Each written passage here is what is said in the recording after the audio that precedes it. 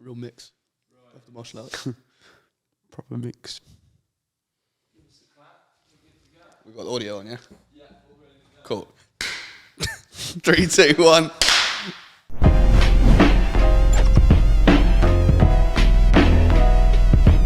Alright, cool. We're rolling? Yeah. We're rolling. Cool. First episode of the Times Tickings pod. Here we are. Been a long time coming. Very excited to get this going. Yeah, me too. This is a couple of attempts deep on actually trying to get it rolling 4 now. or 5? Yeah, 4 or 5. But 5, 6. Yeah. Yeah, It's been a learning lesson so far, which is kind of the purpose of why we're here. Purpose of the podcast, guys. We have a lot of questions all the time, normally through socials, about what we've done to get where we are so far within Yo, who we are as individuals. So I think that's a massive part of why we're going to do this. But also just flicking back to when we were in Marbella about a year ago to the day. Yeah, 2. It was 2 years. Yeah, was it 2 years? Yeah, it was before the pandemic. Shit. Wasn't it? And we were just having these conversations doing our walks. It was on one of these spas when we're dedicated to our fitness. And like doing like 2 hours a day walking up the beach. And we're like, imagine if people could hear the conversations what we're talking about right now. So that kind of like sparked the initial idea. And then tail end of last year, me and Nate were like, right, we just need to get this done. But yeah, I feel like we've got a lot to share, especially because like over the past couple of years, we've put a real focus on personal development. I feel like before we were working super hard and just kind of like grinding. 200 miles an hour on absolutely everything. Whereas because of the pandemic, the last couple of years have actually allowed us the opportunity to kind of step back and actually really focus on what we do and what makes us go in the direction that we're going in. So I think it's quite useful for us to share that with other people. And like Nate said, we get a few questions about it. So yeah. And then you've been roped in, haven't you, Des? I have, but I think that we've all got knowledge that we've learned, lessons learned, things that we can share with other people that will help.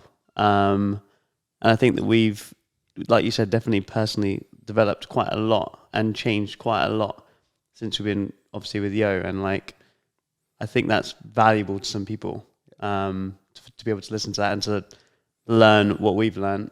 Because it's like, we can go quite in depth about it. Yeah. And I feel also we've gone from the 200 mile an hour business to, all right, what is life about? Where are we actually trying to go? How does fitness, mindset, happiness, bringing everyone else up around us come into the bigger picture? Yeah. We started thinking way further long term instead of kind of rewind 2 or 3 years ago where personally that wasn't in my head. It was just like, right, what can I do now to finish the goal tomorrow? Yeah. Whereas now it's like, cool, what actions do we need to take now to reap the rewards in several years down the line? Long term. Yeah. So yeah, super excited for this. And if anyone's got any questions or anything they want us to discuss on the podcast, just let us know. But that brings us to today's topic, which is kind of how we got it, how we all kind of came together and how we met and what we do on a day-to-day basis. So we're going to start with the story of Yo. Yeah. So obviously, Nate, you're the one that founded it. So tell us, how did we end up here? In the spotlight. So me and Ryan, obviously Derek's older brother, been best friends since we were like 2. Yeah. Wanted to start a business, literally wrote down a list of ideas. I remember it was when I was living in Warsash. We're all based in Southampton, if people don't know, by the way. Well, Dom's in Manny now, because when we opened up Yo Manny.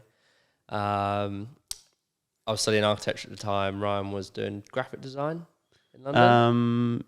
Yeah, I think it was. It was, wasn't it, in South Bank? Yeah, South Bank University. Yeah. And we literally wrote down a list of ideas. We're like, right, let's start a business. And I think we sizzled it down to like telecoms, CCTV, security. And on that, where did the idea of telecoms and security come from? Were they just like random ideas that you plucked out of your head? I think we knew a few people in the industry doing it. So there was some sort of interest. But again, when most people think telecoms, they're like, I could never understand that. It's just like this unknown world that you have no idea. It's like banking. Like you have no idea what happens past the ATM. Yeah. And we had a chat with a few people, and we actually got in the car because we founded the company in April, which is 10 days away for our ninth anniversary. And they had Convergence Summit North, which was in Manchester. What's that? What is that? It's just like it's just like a comms business event where all the telecoms providers go. So you have like BT, TalkTalk, Daisy, Chess, Oh yeah, okay, yeah. E-Bills. and I'm 21, Ryan's 20, and we jumped in one of our cars and literally just drove to Manchester. And we'd come up with a name by this point. So the symbol, the logo used to be, it was a little hand, which was like a little face on a hand. I remember Ryan's thinking this behind that because he wanted to have like a character behind the brand. Yeah. Is that right? Yeah, it's true. Like a mascot. Yeah, like kind of like a brand mascot that you have like a. I think we rolled with that for a very little short period of time. Yeah, I remember seeing it. We'll put it up. We'll bring it in the podcast. I've still got it. His initial designs. So yeah, we've jumped in the car, gone to Manchester, walked around the. I think it's that. What's the NEC? No. Do they have an NEC in Manchester? What's the equivalent? NEC, I can't remember what it's called, but I know what you're talking about. It's quite close to Edwardian behind that. And yeah, we just rolled up and we're starting a telecoms company. Spoke to a few people, and everyone just looked at us and started laughing like, "You're two kids." And for people that don't know, the telecoms industry is pretty much dominated by 50-plus-year-old white men. Yes, that have been running their telecoms companies for the last 30, 40 years. Yeah, so traditional business. For young people to be even at this event that aren't sales reps for just a company already. Out. Yeah. So yeah, we've obviously gone around we're going to do this, we're going to be the best. And everyone's just laughing at us. And then to top it off, we called the company Yo. I remember some controversial thoughts about that. Do you remember? A lot of people were like, "That's so pathetic." Or immature. Immature. Just not. Yeah. I don't know. But we just went with it and we stuck with it. It didn't help as well. Our first office was out of your parents' dental practice, wasn't it? Yeah. Up above, and one of the offices my family had, which everyone referred to as a shed. The shed. The shed. Referred to it well. It was a shed. So I remember having our initial meetings with some of the big providers there, and they were just like, but most people bought on board pretty quickly. And then we just did full send of it and just went, and we had huge motivators at the start, which were just getting numbers within the industry and just making sure we were gunning for them. So getting reports. We were selling Unify back then. And I remember we used to get a monthly report from Brian Irvine, yeah. And to see where we were on the leaderboard. And that was just the main goal, managing it by statistics and just shooting to be number one and doing whatever it took to be that. Yeah. And again, we didn't understand much about the industry, so it was just selling systems, installing them. I think our network side of it, which the recurring revenue of the business, we didn't bill out our customers for the first 18. It was a year. It was something ridiculous. It was a long time. We were just funding it through the main business, and then it reached a point where it's holy shit, we owed hundreds of thousands. And what was it like in those early days? So when you first started up, you obviously right, I'm going to do telecoms. Yeah. Where did you start? Did you just... We met with a few people. It was just designing logos and stuff in my bedroom. Yeah. Wasn't it? Yeah. Because I remember that. And then... Whilst being kids at the same time, just pissing about. Yeah. And then, I remember that they just... Did you take out... Oh, no, you didn't. No. So they just... for funding it. No, I'm talking about just going up in the office. Yeah. In the dental practice. So you just bought some stuff and you went in there and you just make... Do you remember? It was actually one of my... now ex, but my girlfriend at the time, her parents had recently moved office, and they said, "Oh, we had all this furniture." So I was like, "Great, we've got a use for that." Oh, right. Okay. So we went and picked up all of that and decorated the office. How many of them? Was it just you and Ryan in the beginning? Literally just me and Ryan at the start. But before we even started, we knew we needed a telemarketer. So we did a load of interviews, and we got our first telemarketer. Remember who that James? was? Yep. Great guy. But yeah, we were all learning. It was quite funny. He was a lot older than us, wasn't he? 40, 50 maybe. And Ryan was super excited. And he's like, do this. And the guy is literally fucking jumping between scripts, trying to pick up what to do. And just you can see his head nearly exploding, where he's trying to follow one thing. And everyone's like, no, that's not working. Try this. And it was literally after each call. What type of businesses was he calling? I can't just even everything, remember. Just anything. Everything and anything we could get all our in the hands local on. area. Yeah, it was at the time. I think it was all in and around Hampshire, wasn't it? It was. Yeah. I remember our first few deals actually. They were really local. Yeah, they were. Yeah. The care home over in Lymington. Yeah. The care home in. Yeah.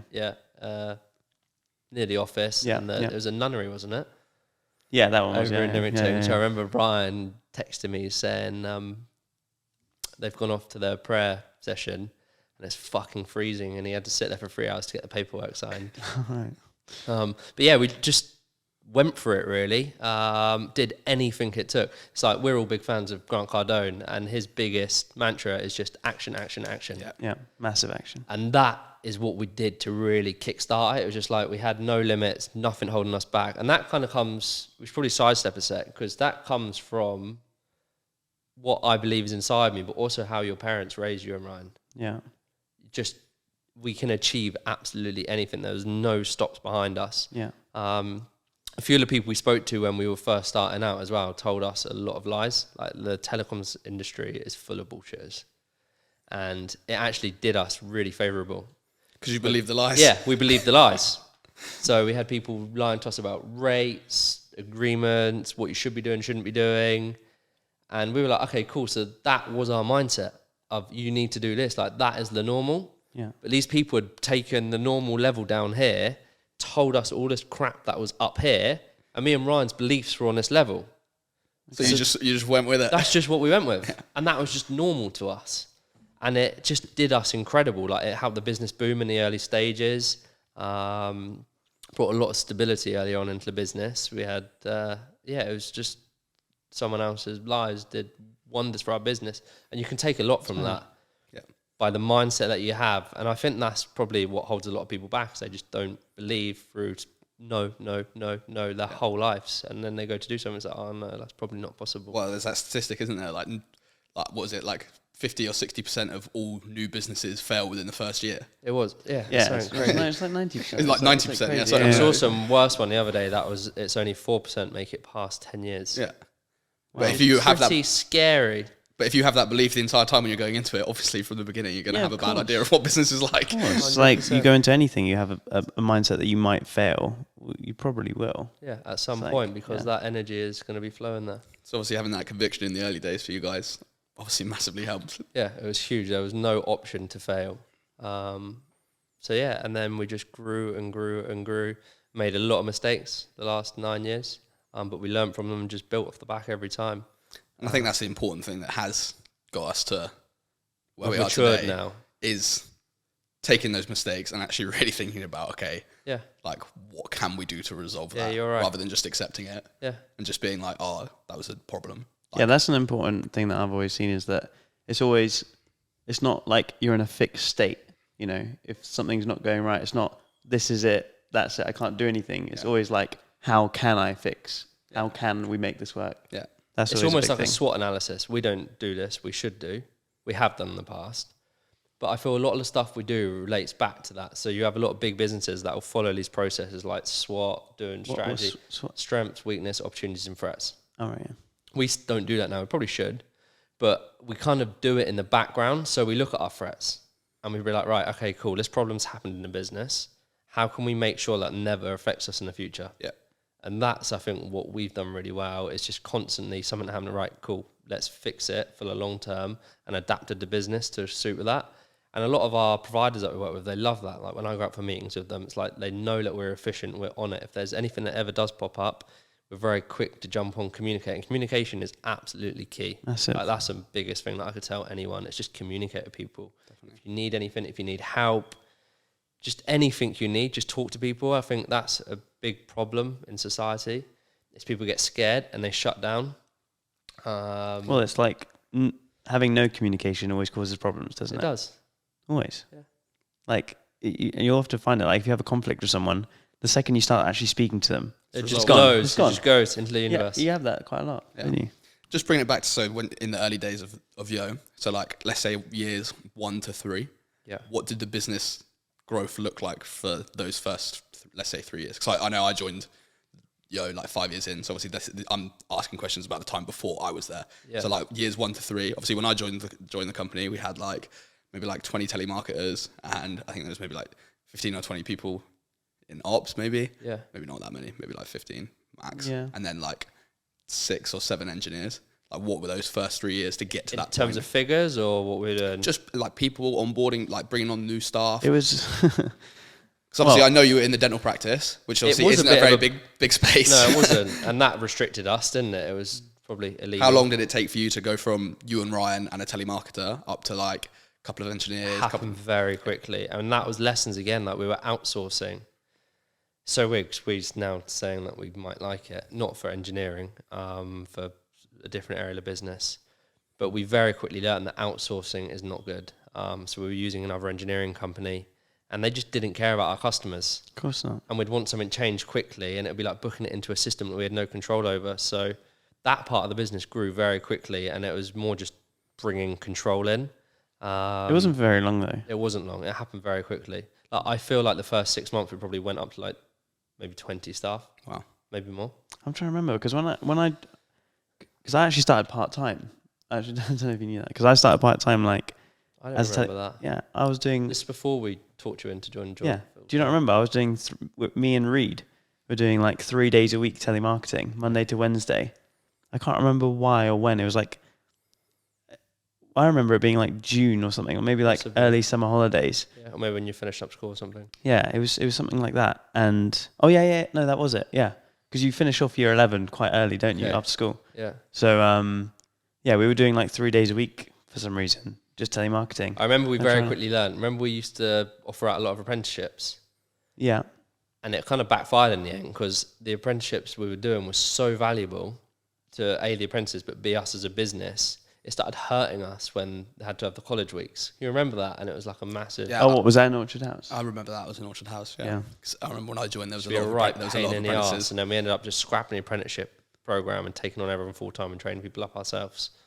But yeah, no. So years 1 to 3, you went from like, let's say 3 people up to like... 30, maybe. And then I'd say from 3 to 6... we were just focusing on top-line revenue, which was probably one of the biggest mistakes. Still, it's amazing for the business, but we weren't thinking about profit.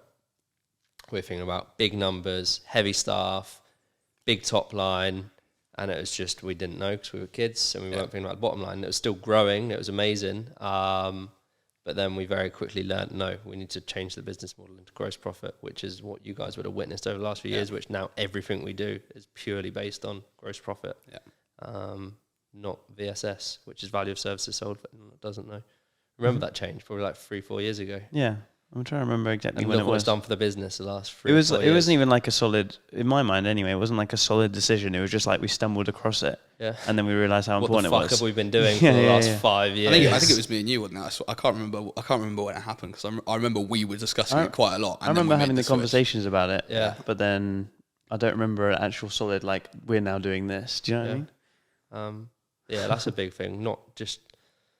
I remember reading stuff as well, and it's profit per employee head, and a lot of the SaaS platforms run on that. Yeah, and it's very, very valuable because I feel that's a mistake. That's probably the last few years' mistakes.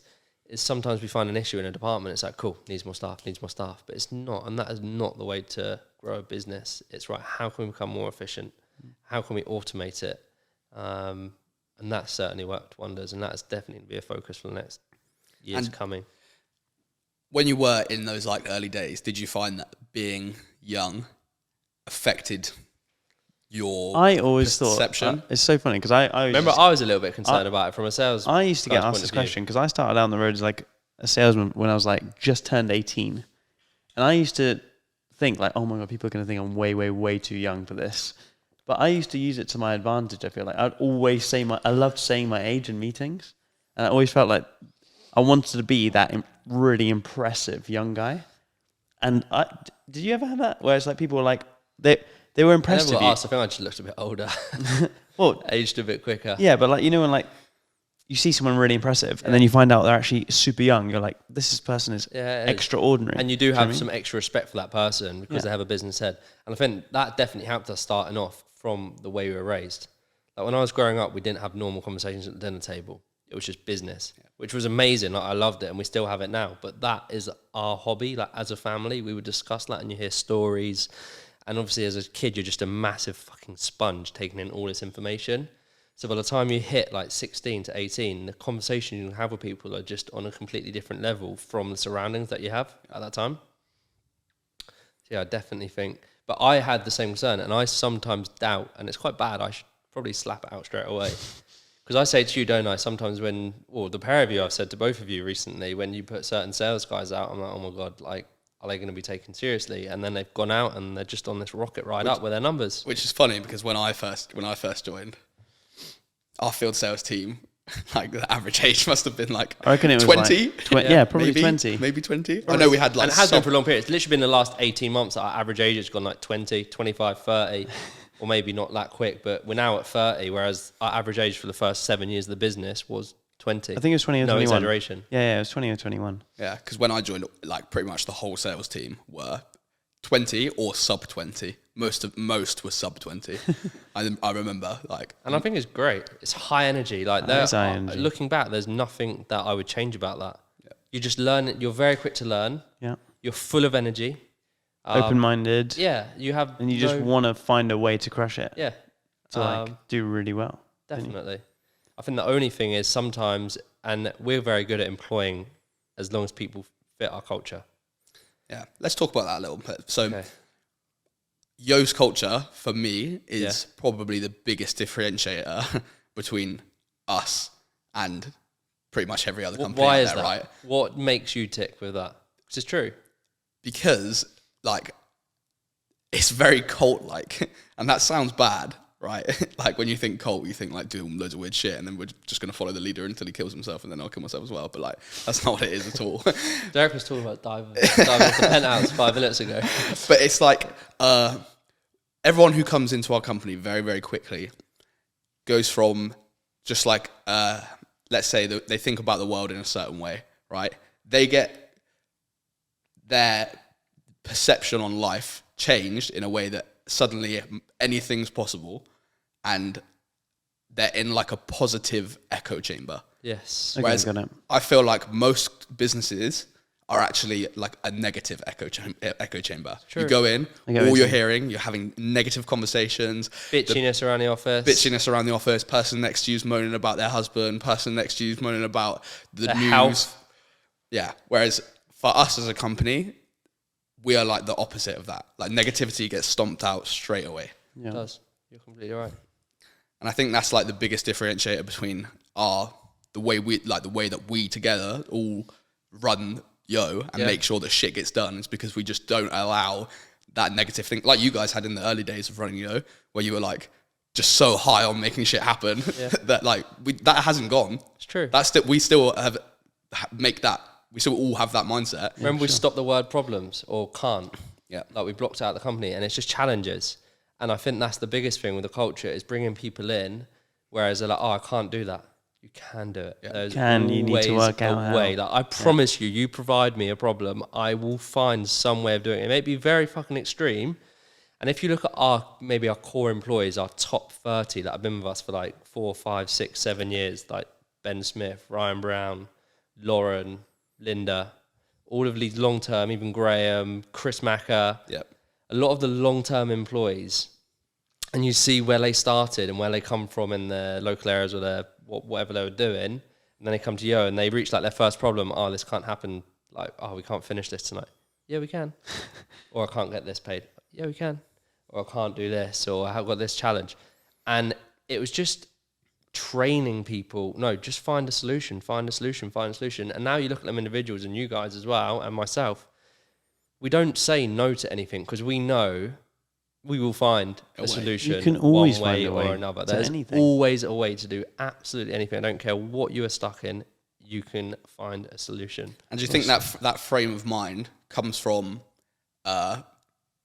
drive to make the business work, or just a mindset that you have that is rubs off? I personally think it's something that just rubs off. Yeah. I think it's just like having that mindset yourself. When you surround yourself with someone who thinks like that so much, you eventually become like that. Yeah. Like I remember Harvey always talks to me about this, and he always says like he never realized until he hung out with us that like how much he could do, like with his time, how much he could actually achieve. So true. Like, do you know what I mean? And it's like opening up the mind, someone's mind to like think like that.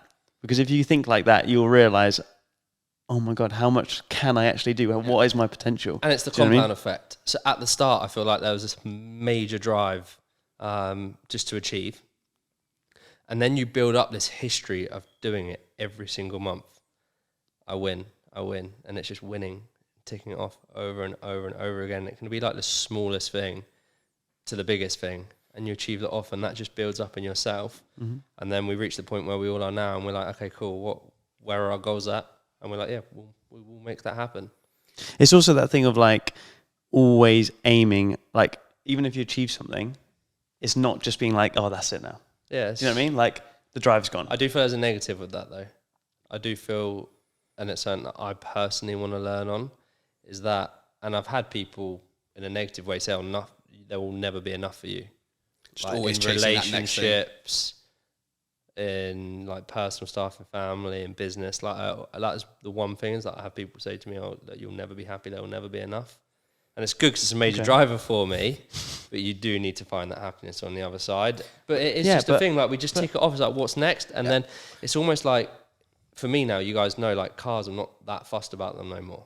But it's just been ticked off. It's kind of done. But I don't look at a goal. Like if someone says that, someone like you're never going to be happy because you're always chasing the next thing. Yeah. It's like, no, it's like, I always want to continually achieve things and continually learn. Like that should always... Which is what makes you happy. Like, for me, I love learning new things and like trying new things and achieving new goals that I didn't previously have. That's like the continuous like learning. Life is a game. I love that. I love that. It's that so too. fun. And I think that's important, is that people need to learn to enjoy the process, because actually that's what we all enjoy. It's not actually what we're achieving that's actually that important. It's the process of working towards that and saying, we fucking did that. Banks could all go to zero tomorrow, and I know we'd all wake up the next day and just enjoy the journey. Yeah. And just the growth and then just the fun that comes alongside it. Yeah, it's there. Yeah. But it is just the challenges of whatever you're trying to achieve at that certain time. But the challenge is what makes it fun. Yeah. Isn't it? Yeah. What can you achieve? What's fun about achieving something that's not challenging? Yeah. Do you know what I mean? Anything that comes easy is not really doesn't really seem that worth it, does it? So any time you go and sit on a beach, not that ever happens, I can't remember the last time that I just did for a long period of time. You give me 2 or 3 days, even over a bank holiday, I am like pulling my hair out wanting to get back to the office. Even when we're working in another country, I get such bad withdrawal symptoms from that office. It's fucking ridiculous. You two know what I'm like. Yeah. But it's the journey that we're on. It's just a massive game. And that's another message that I think we should discuss in a lot of detail in these episodes that come, is making life a game. Because a lot of people don't. They live in fear. And if you can turn everything you're doing into a game, it becomes a lot easier to play. Yeah. Mm-hmm. And so taking it back, let's say the last couple of years, I feel like this has been, what we're talking about now has been a lot more of a focus. Do you think that comes from the fact that COVID forced us into that situation? Yes.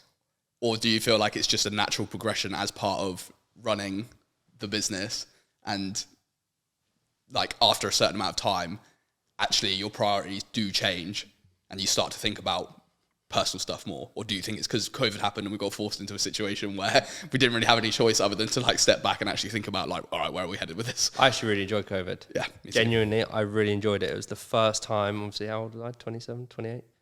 28. Mm-hmm.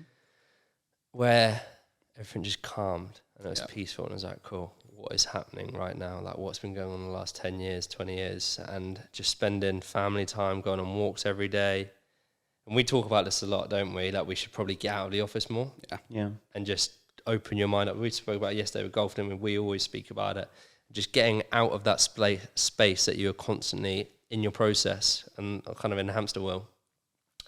And it just opens up your mind. And I feel that COVID did that for me. Yeah. And we all carried on, didn't we? We were all carried on working. Yeah. Didn't stop. And for those of you that don't know, we opened the Manchester office 2 weeks. Was it 2 weeks? Yeah. I uprooted my entire life. Before COVID, before the first lockdown, right? Moved to Manchester 2 weeks after opening the office. We went into lockdown. So great timing. Yeah. But we're lucky. We're still here now, and the business is thriving. So, and I feel sorry. There's a lot of industries out there that really suffered. But we're now looking at we can help them, like with Unaro, like the hospitality sector. But again, like, and I'll probably get gunned down for this. Luckily, we don't have a lot of followers yet, like the Molly May and her comment. But I do believe there's always something you can do. Yeah. And I saw that with a lot of businesses, like even in the hospitality sector, they changed up their plan. They opened up virtual staff, or maybe like restaurants did takeaways. Yeah. You could be creative to some degree. Yeah. And They were doing really well. they were. There was a lot of them. The only one thing I'd probably think would be like maybe the kind of club sector. But again, like we could play a game now. Like, what solutions could you have used for that business? Yeah, there's always something in there. There's definitely something. You know, they could have maybe changed up the space or opened a gym. I don't know. There's a lot you can do. And I genuinely believe there's something that all businesses could have done. Yeah, to some degree to make something work. Sure. Yeah, definitely feel that. And those 2 years, I think it was during the pandemic, actually coming out the back of it were some of the best months we've ever had in the history of Yo. And I think that came from not losing the momentum, whereas a lot of businesses lost that momentum during COVID and during lockdown. Yeah. Most people, especially telecoms companies, I know for a fact, went into complete shutdown. Yeah. Didn't do anything during that time. Furlough and stuff. Furloughed everyone. Whereas obviously we're in a position where we're just going to make sure we get shit done. To fucking work harder. And that was it, wasn't it? It's like we're going into this. Yes, it's going to be harder. But if you need to put double the output to keep your numbers up, then let's do that. And just for everyone, there was a lot of our staff that were furloughed. We're not saying that the whole business just stayed working. Yeah. Big majority of the staff got, but us three people. It was like panic mode, wasn't it? I would have rather not, but I was forced to by some members in the company, which looking back is fine. We still support that and I stand by them. I feel a lot of COVID was just what is right and wrong to the outside world. Yeah. Not us as a business. It's just what is viewed upon. Because technically we were an essential business. Yeah. So therefore we legally had the right to continue working. Yeah. But the working from home, and again, we should discuss that at some point.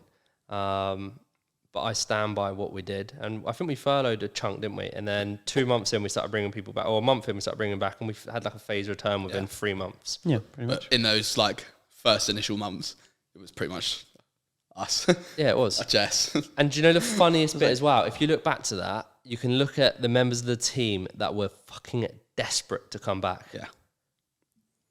And it shows a lot about them as individuals, because I still remember to the day who they were asking me day in, day out, right, when can I get back, when can I get back? And then you had the wanting other members to achieve, of staff right? that didn't want to, want to be productive. And then you have the other very, very small category that didn't want to come back into the office because it was unsafe to work in an office, but were then down the local pub. As soon as you're allowed to go to the pub again, yeah. Yeah, but even before that, you know, I remember individuals that I saw there.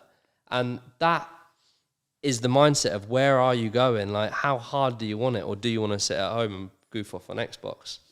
Cool. And let's talk about that long term then a little bit. So like during that time, we had a lot of chance to reflect and kind of refocus our strategy for the next couple of years. Like, where do you see Yo headed within sort of the next, let's say 5-10 years? Like long term, when you started the business, did you have a plan of where you wanted to take it? Or did you just go, we're going to start this and we're going to get shit done and we'll be successful? One big thing that's carried us on, and I stand by it today, is me and Ryan very quickly learned that a lot of the telecoms businesses, they cash out every 3 to 5 years. Just sell their base, the owners go off a load of money, spunk it, do whatever, and then they start again. And me and Ryan as kids made each other promises, and I'll stand by it forever. And like until the last day comes, we would not sell our customer base.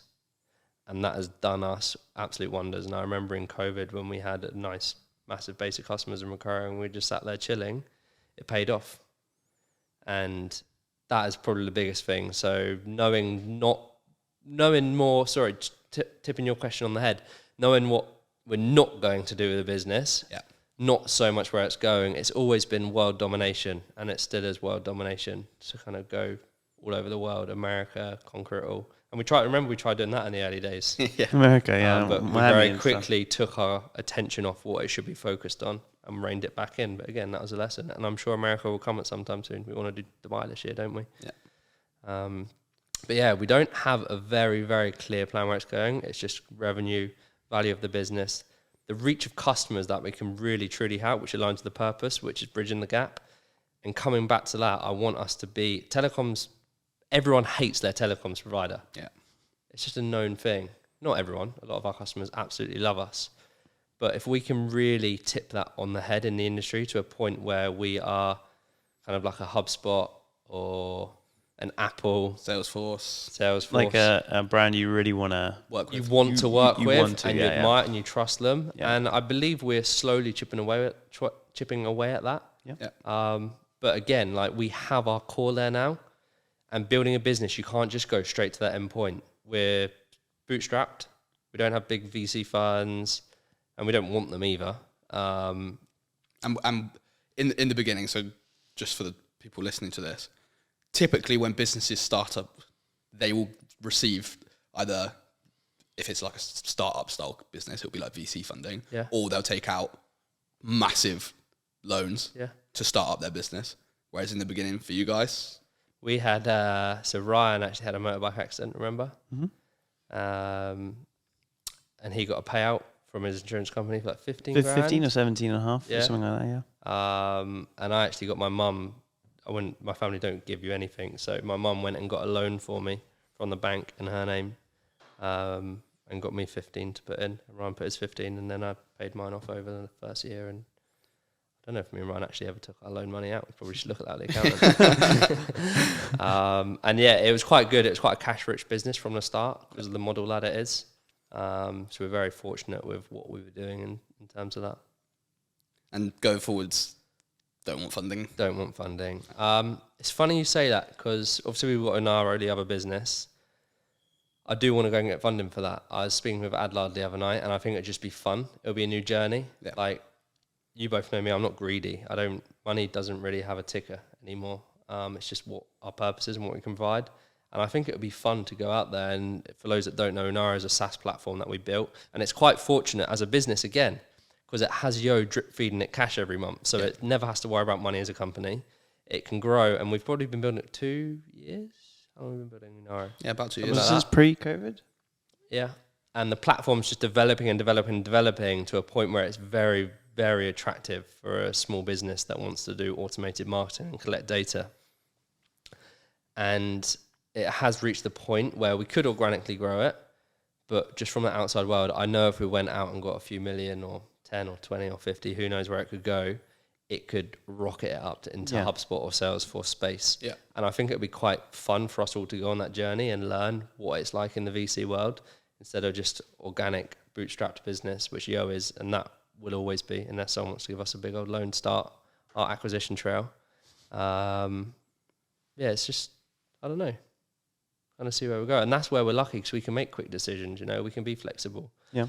But I definitely don't want to go down the route of, I remember me and Ryan used to do a lot of study in America and we used to fly over to Arizona. I remember every 6 to 8 weeks to study with, as a big company, I won't say their name. And we did a course with them. Yeah. And I never ever forget, I used to look at the business owner there and they had a nuts goal. They were to get to 100 million in 10 years and they did it in 9 years. Yeah, I remember. And we should go on to mentors in a minute. But for me and Ryan from outside world, we're like, cool, this is someone we want to learn from. They have done it. But I'll never forget looking in and just seeing like they were just tied by the funding that they had. Like the business owner couldn't really move. It wasn't so bad with this business actually. I'm a bit side-minded from another business. But I saw it there, and there was another company in Sweden that we went to see. Yeah. Huge telecoms provider. And I remember we went on a night out with them, and we were in a club, and the owner was worried about putting a bottle through his expenses. Because of the his funding. Own company. 2 co-founders. And the co-founders, yeah, 2 of them. And their shareholder funds were... Not funds, sorry. Their shareholding in the company had been reduced that much from taking outside investment that they were fearful of putting a bottle through their expenses. And I'd never, ever want to go in near that. I want us to be adaptable and not have any rules where we can quickly change and we're not answering to people. Yeah. If we ever did take any sort of funding, it'd have to be on a kind of more of a loan basis for Yo. But Unaro, I'd definitely like us to go down that route because I think it could be very fun. I think one of the things that's allowed us to be so adaptable over the last few years is the fact that we don't have other people to answer to. Yeah. Because you definitely get sort of put on a collar. Yeah. When you have that, What are you doing? Whereas we've been able to chop, change, right, let's open Manchester, let's start a software company, which you wouldn't be able to do if you had outside investment that was like, got board members. Some of these huge companies like Apple, Steve Jobs got kicked out of his own company, like, that's just living in fear. You don't want that. That is crazy, isn't it? Really? That is crazy. But yeah, so where is this going? Where do you guys see it going over the next year? Time's ticking, not Yo. We'll talk about Yo after. The podcast. The podcast. I don't know. I just feel like I just want to share a lot of the stuff that we've learned, and I feel like we got valuable lessons that we've learned. Yeah. And that other people could gain a lot from. And listening to, well, I know personally my mistakes I've made of my life. There's a lot that people can take from that. My biggest thing with you is why you're in my immediate circle, because I love you as a friend, but you're a valuable source of information. Like, you're always in the conversations that we have, all of us, all the time. They're just full of insane data that you can put into everyday life. Mm-hmm. And there's so much data in the world, kind of great, false, wrong. And I think if we can condense that and pass that out to people, just to help them go on this rocket ride that most people in Yo are on, just to slowly chip away at, I think that'd be quite cool. Yeah, definitely. I think for me, it's like, I like having conversations like this. Yeah. This is why I always have like meetings which are like hours and hours and hours long. Just for anyone else, Derek has this long history. Our probably average meeting with a customer might be 1 hour to 2 hours. Derek has an history. What's your longest one? Like 8 hours or 6 hours? 6. Being sat with a new customer that he's never ever met before. First time meeting them. He disappears, and mum always texts Nancy saying, "Where's Derek?" I think he's still in his meeting from 10 o'clock this morning. This is 8 o'clock at night. Yeah, I've done 6 hour meetings multiple times. First time meeting business owners, but I love doing that because I love like getting into these deep conversations where you're you're interested and you aren't there to cash out and walk away a business. You are genuinely interested in their business. This is why I love the relationship that I have with my customers. Like I really want them to feel like we're working together. Like they're not a customer of mine. Partnership. Like like we're quite literally working together. And I like getting into those conversations where you literally find out more about a person and you find out like why they're doing what they do, how they're so successful in what they do, and like I would like to just learn more about myself, about you guys and like other people. If we're gonna have people on this, definitely, I guess, on the show. Then I'd like to just like get to know people a lot better. I feel like when you have that deep personal, like close relationship with people, and you have it with loads of people, I love that. And I also love like, especially when I listen to other podcasts and you listen to like someone else's mentality and stuff, and it can like have a change on how you think about things. Yeah, massively. Like I listen to Stephen Bartlett a lot, and I've only listened to like 5 or 6 of his podcasts. He's blown up. I literally go on about him every day because he gives like such a different perspective on things. Yeah. And like, I know it sounds silly, but I would like us to have that sort of impact on people. I'd love to like people to just learn and like get knowledge that we've got. And then I'd also like to have people on the podcast so we can get their knowledge and like learn more and just like consistently become better people.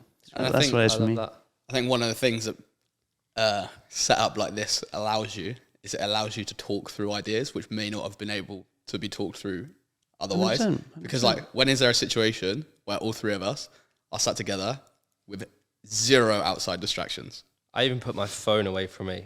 Where is it actually? Ree's run off with it. But like we all have decent conversations, but it's very, very rare that we all 3 of us are sat together with 0 outside distractions. I'm the worst for this, and that's what my biggest, most favorite trait about you. Like when you talk to you, you're engaged. The same with you. But if there was one summary of Derek, it would be that you always give people 100% attention. Yeah. That's good. It's a bad trait I picked up off you. Yeah, you did pick it up for me. I am the worst for it. Distractions. My mind's always... It's because I try and multitask all the time. Multitasking's horrendous, but I'm always thinking, all right, okay, cool, we can have this conversation whilst I'm finishing this email or whatever, which is bad. That's definitely something I want to work on next year. All right, cool. Anyway, swiftly moving on. Next 12 months, where do you guys want to be? Dubai. I know you want to be in Dubai. I want to be in Dubai too. Where do you see it going? What do you mean? Are you talking about personal, Yo, everything? We're sat here 12 months from today. How does the world look around you? That's an interesting question. Hopefully World War III hasn't happened yet. No. I don't know. For me personally, I'd just like to keep developing myself, learning more about like, I don't know, like I said earlier, like I love learning new skills and I love trying new things. This is why this is what I got from Ryan a lot, is like constantly trying new things, like putting 100% attention into anything and everything that we're doing. Yeah. I want to continue doing that and like making the most out of like time. Like that's a big thing for me. Time. Yeah. That word. That is a big thing, right? It's fucking huge. It's like if I don't know. Time is ticking. Yeah, I don't know. Like for yeah, for sure. Yeah, it's just like one thing I hate doing, especially like outside of work, is wasting time. Like I really, really don't like just sitting around and doing nothing. I love being productive, going out, trying new things, meeting new people, doing stuff like that. And that for me is like, I always feel like I do waste a little bit of time doing random stuff, like even on like YouTube, watching pointless videos and just stuff like that, Instagram, stuff like that. Like I want to make the most out of the time I have with the people that are around me. What's some new skills that you're learning at the moment? So I'm currently learning Muay Thai, kickboxing, MMA. Is that where you got this little niggle? No, it's not. No, I was shooting a little sniper rifle last night. Oh yeah. Put it a little bit too close to the old eye. Playing a bit of COD on the PC. No, real life. Shooting some bottles. And I missed. Yeah. No, but yeah, so that's the ones I'm learning right now. I've got back into tennis recently. I used to be big into tennis. That's why we initially moved to America as a family for a few years, because Ryan and me were into tennis, and well, especially because Ryan, he was really good. Did he get a scholarship or something at the most amazing place? Yeah, scholarship at Nick Bollettieri Tennis Academy, which is where like Maria Sharapova and stuff like that Can went. you tell the story about that as good as your mum can? No. We should get her on the podcast. Yeah, because again, that is the mindset of Yo and who we are. Yeah, I can tell it, but it's not as good as my mum. That was a place that wasn't given scholarships. Yeah, no, Ryan, my mum. Did he write a letter or something? No, my mum told me recently that he actually called them up. The main guy there. This is Ryan at how old? Maybe like 10? Well, I was... Or younger? How old was I? Because we moved over in like 2003, 4. So I was like 6, 7. So he was like 10, yeah. And yeah, he got the guy on the phone and he like said, I'm really good at tennis and I really want to come play. Like who the fuck does that? But Ryan. That is Ryan, and that has rubbed off on me, and it's in my inner character. And then that formed into Yo, and that's just the cult that Dom says we are. Yeah, no, it's cool. But I think with that, Derek, I think it's about like not being a 2D person. You know, I think all of us here, Being out there. what you see, like let's say you look at us on social media or something, or like let's say you just Just like the fancy shit that people want to see. yeah, like that is, we're very good at that, just not actually being us. Whereas I feel like a lot of people you meet are very 2-dimensional people. Yeah. You know? What does that mean? They like, Smile for the picture, and then I'll just go back to like some numb life. like they like what you see is what you get. Whereas I feel like with all of us, there's like a lot more than meets the eye with like, especially a lot of people within Yo. And I feel like it's one of the characteristics that is kind of like, That's why I instilled love into you. stuff like this. That's why I said I want to get people on this, because like, yeah, you might see people on like socials or whatever, but then when you actually get to know them, they might be a completely different person to what you. I like that. Yeah. I like finding out like, oh my god, I didn't realize you did this and you do this so well and stuff like that. And this is why like I think I always like learning different habits. Like for example, the martial arts and stuff like that. Right now, is I watch people do something to such a high level, and I'm just like, oh my god, what does it take? Can't believe this person has such this amazing ability. And I like become almost obsessed with just like, how is this person so amazing at this one thing? That word obsessed, that is a massive driver into success.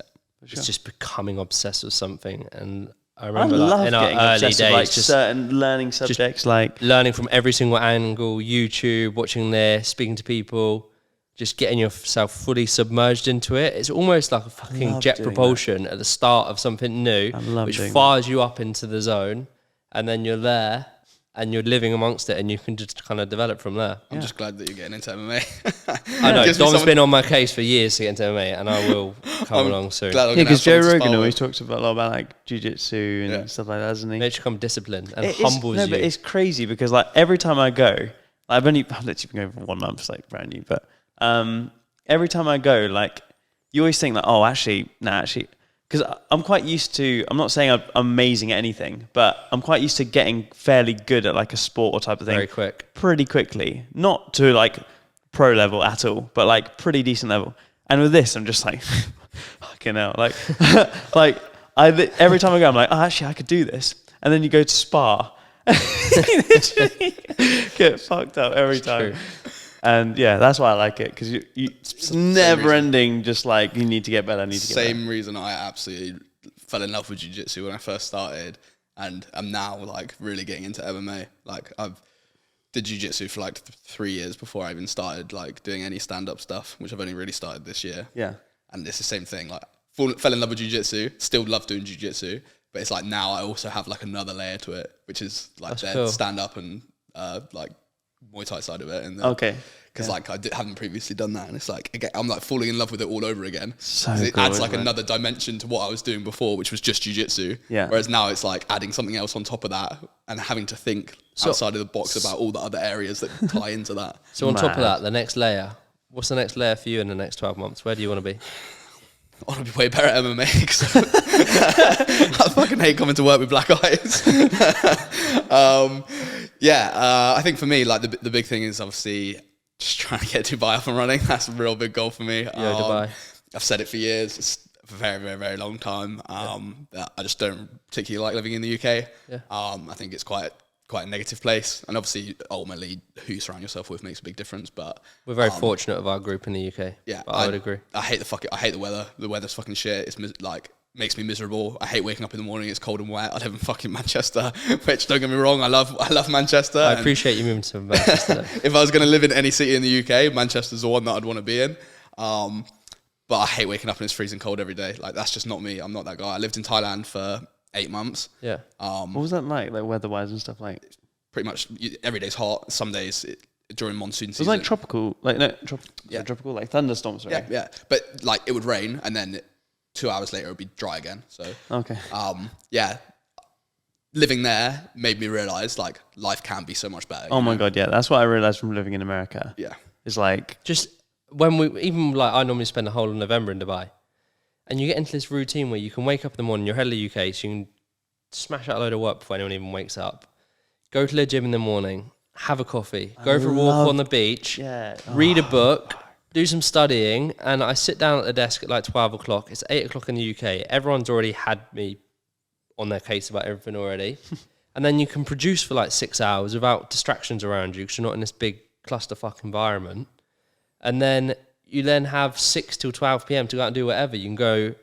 Not that I played golf. I was about to say golf. Why would I say that? It's because we played top golf when we were in Dubai. You can go play top golf, or we can go out wakeboarding or wake surfing, or you can just live like you can genuinely have like free lives. This is what I'm saying about like not wasting time on like personal. Like, yeah, it is. That's why I try and do it as much as I can, because like especially in the UK without having that sick weather, it's you've hard. you got to be a little bit more creative, and you got to really want to do some stuff like sometimes. Whereas when you have the weather there, you don't even have to have it all the time. You just want to go out and do stuff. Yeah. That's why I loved America, because every day is like out skateboarding, out doing fun shit. Until the point that your head hits that pillow at night, you have been doing something fun or productive or creative from when you wake up. Amazing day. And that comes from being in a hot, sunny environment, I'm telling you. Yeah, in my opinion anyway. It doesn't hard to do it. You don't have to, but it definitely makes a big impact. Makes it easier. Definitely makes it a lot easier. Yeah, and I feel like this isn't saying everyone in the UK should just leave. Definitely not. Sick place. But we did a vote, didn't we, in the company, and we got insane. It was something stupid that came back. We didn't realise how popular it would be with the potential of work. What, a lot of people wanting to go abroad? To Dubai, yeah. Yeah, and I think... Or just abroad in general. There was other suggestions on locations. There was like USA and stuff, wasn't there? Yeah. I think, like, for those people who are super motivated and driven and really like doing stuff all the time, being in a hotter climate allows you to do that. Yeah. Because you're not... restricted by time. You're not restricted by the fact that, like, you wake up in the morning... early and stuff. You wake up in the morning, it's pitch black, it's pissing it down. Who the fuck wants to go to the gym when it's freezing cold and pissing it down outside? If you're fucking disciplined, you will do it, which a lot of us do. But I don't care who you are and how high tone you are or how energetic. It's still fucking unenjoyable. Yep. I've been riding the bike every morning at like 6:30. And it is horrendous. Like, you get back and you're wondering if your fucking fingers are going to fall off. It's just a difference. Where's the fun in that? It's just a difference between getting shit done because you know you have to. True. Whereas actually getting up and enjoying the process of what you're doing. Because I'm someone who's very disciplined and driven, and I will get up in the morning and I'll go to the gym. It's true. But that doesn't mean I'm enjoying the fact that I'm doing it. Whereas I tell you what, if I'm in a fucking hot country, I'll be happy to get up. And 100%. When you finish work, you're going to go off and do all sorts of other stuff. So yeah, I agree with that. So yeah, that's definitely a massive goal for a lot of us. Yeah, to and get especially out of for this me, that's climate. like next 12 months. It's just like I really want to fucking monk mode, get good at MMA, train jiu-jitsu, get my fucking ass to Dubai, man. Like that is all I'm fucking focused on for the next 12 months. Like, you know what? It's hard getting goals out of me. Yeah, I'm it like is. the worst. I'm like the worst for it. It's funny because I'm so big on making sure like all of the team and other people have goals, and you are the fucking same as well, man. When we sit down to do goal setting and stuff together, trying to get goals out of me and Derek is like the hardest thing ever because it's like we enjoy Blood what we from a do so stone. much. Like we enjoy what we do so much, and we just want to keep doing that, but go forwards. But I know for the next 12 months, get better at MMA. Go to It's Dubai. so weird you say that because I sometimes struggle. You two are the only two that I struggle with because we're such big promoters of laying out clean to people. Right, here's your goals. Here's your know-how. Here's how you can use Yo as a machine to achieve your goal. And I always struggle with you two because trying to get fucking goals out of you two is like it's fucking but for me, it's difficult. like- But it is true because you're enjoying every single part of the process already. Yeah. I've never realised that. This is the first time that I've ever realised That does make it hard, doesn't it? Real Like, hard. Like when I just love what I'm doing, it's like, oh yeah, set a goal. It's like, oh, I'm already fucking. I'm doing it. I'm already doing goals. Like I'm winning. Like, do you know what I mean? Like, and also like, I do like having other people achieve their goals. That for It's me is a massive big. motivator That's a big for us. win for me. There's nothing better than watching people around our circles, or even people outside of our circles, but just watching people achieve what they set out to do. I love. And seeing when people I feel successful. like our biggest wins are when that is very clear and people are all aligned on where they're going. Yeah. Because otherwise, a lot of people struggle to wake up every day and be like, all right, what is the point? I'm just going to work to pay my fucking bills. Yeah. No, you're going to work to level up, learn, and fucking produce. But it's funny because that's such a massive change from like the early days. Because like in the early days, like that, I could write you fucking 20 pages of goals that I thought I wanted.